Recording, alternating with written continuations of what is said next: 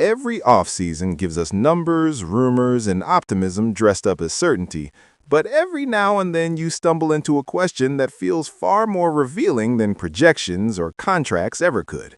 Not how good is this team, but who do I actually trust? That's the thought that's been rattling around my head lately, because excitement is cheap in February, confidence is not. And today on the Blue Jays Report, that's what we're really talking about. Not hype, not upside, confidence.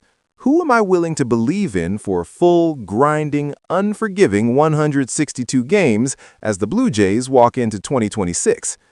I want to be clear right up front because this always gets lost in the noise.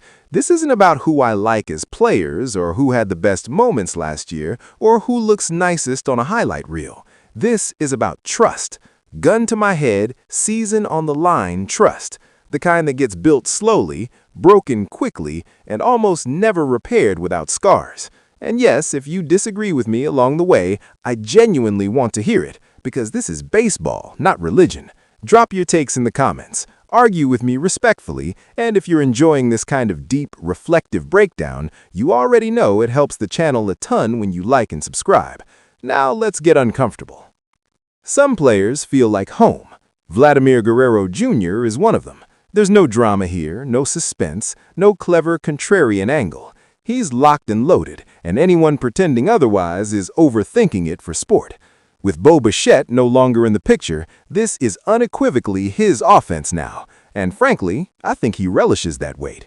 Vlad has reached that rare stage where even his down seasons still carry value, gravity, and fear for opposing pitchers. When he goes, the Blue Jays go. That's not analysis, that's just lived experience. Kevin Gausman lives in a similar emotional category for me, even though pitchers age differently and with far less mercy. Every year we say, eventually the drop-off has to come, and every year he politely ignores us and takes the ball every fifth day like it's his birthright.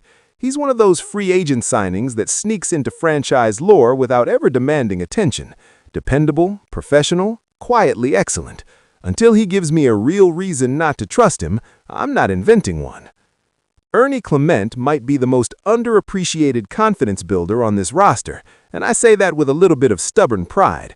Defense like his doesn't slump, and when a player makes the game feel slower for everyone around him, that matters over 162.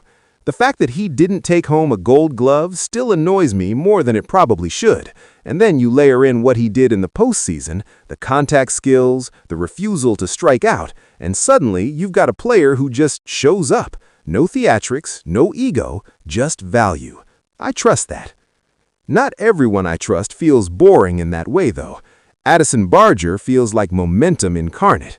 Once he got regular playing time, it was like watching confidence compound in real time. I don't see a scenario where he takes a step backwards, only varying degrees of how far forward he goes. Players like that tend to surprise you not because they spike randomly, but because they keep adding layers to their game when you're not looking. I'm high on him, and I'm comfortable saying that out loud. Then we drift into the murkier middle, where belief starts arguing with caution. Shane Bieber and Dylan Cease live here for me, pacing back and forth like old aces daring you to doubt them. Bieber's return from injury was quieter than people realized, and I think a full, healthy offseason combined with the motivation of a contract year could produce something special. Cease, on the other hand, is the embodiment of contradiction. The ERA last year wasn't pretty, but the underlying value never vanished. He's still one of the few pitchers on this staff who could realistically wake up one morning and decide to chase a Cy Young. I'm not fully all in, but I'm leaning forward in my chair. Alejandro Kirk is where my heart and my head briefly wrestle, and I'll admit my bias here because hiding it would be dishonest. Defensively, he's elite, maybe the best on the team, and that alone gives him a safety net most catchers would kill for.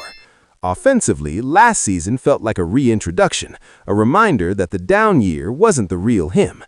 I don't see a world where he falls back into irrelevance, and even if the bat cools slightly, the glove keeps him valuable. High confidence with affection. And then there's Jose Barrios, who might be the most uncomfortable evaluation on this entire roster. The talent is undeniable, but uncertainty is a killer of confidence. If he's a full-time starter, I feel one way. If he's bouncing between roles, I feel another.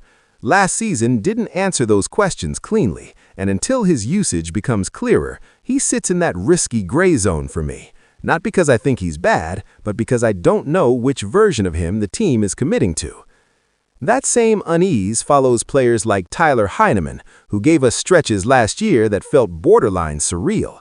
A backup catcher running a near 900 OPS feels like a glitch in the simulation, and history tells us glitches get patched.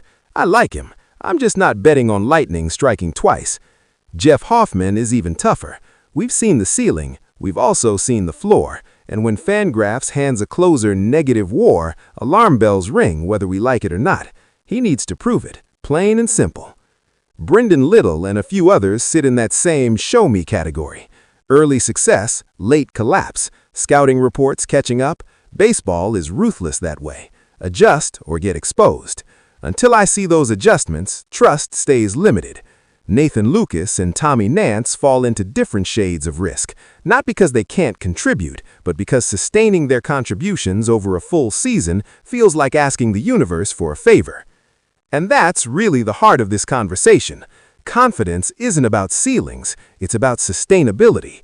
It's about who you believe will still be standing in September, when bodies are tired, scouting reports are thick, and excuses have run out.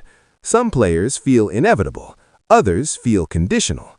As we inch closer to 2026, this roster feels like a test of belief more than talent.